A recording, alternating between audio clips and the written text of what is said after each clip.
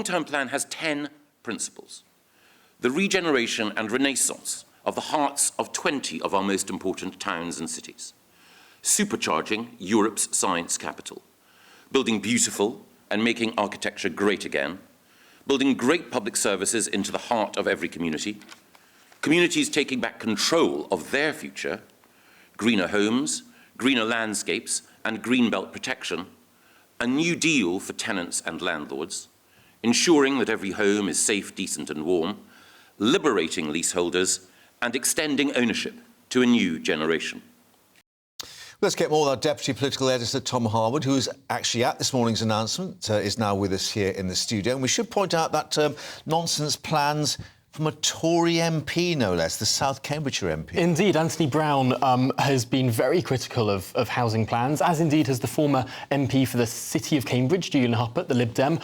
There have been lots of people in the locality who are saying, we don't want building here. And this is the problem that government often has. In the generality, people say, of course we need more homes in this country. And when it comes down to the specifics, there is often local opposition. And this is why Michael Gove's plan is perhaps very political. What it does is it picks off areas of the country that may well have big bouts of building. East London he name-checked, Leeds he name-checked, and indeed Cambridge, this Cambridge New Quarter plan.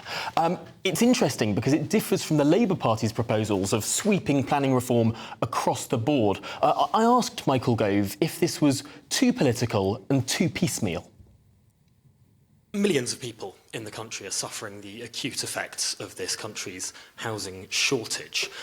You've outlined some areas of progress, but they're specific, they're top-down. It's a piecemeal plan. Is this, when you compare it to the sweeping planning reform that the Labour Party is proposing, simply too little, too late? No, I don't think that the Labour Party are putting forward sweeping planning reform at all. All they have said is that they want to see greenbelt land swallowed up.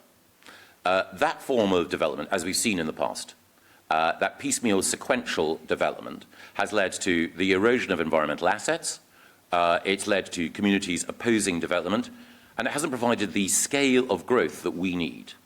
I wouldn't describe the extension of development out across the Thames estuary in the way that we've done as anything other than ambitious on a Heseltinian scale. I wouldn't describe the transformation that we envisage in Leeds, or the growth of Barrow, or the significant growth that we expect to see around Cambridge as piecemeal. And nor is this top-down. What it is a determined effort by national government to work with local communities in order to unlock the homes that we need. In my speech today, I've outlined a coherent plan which takes into account not just the role that national government can play and the partnership that we require for local government, but also the other levers that we need in order to get our housing market moving.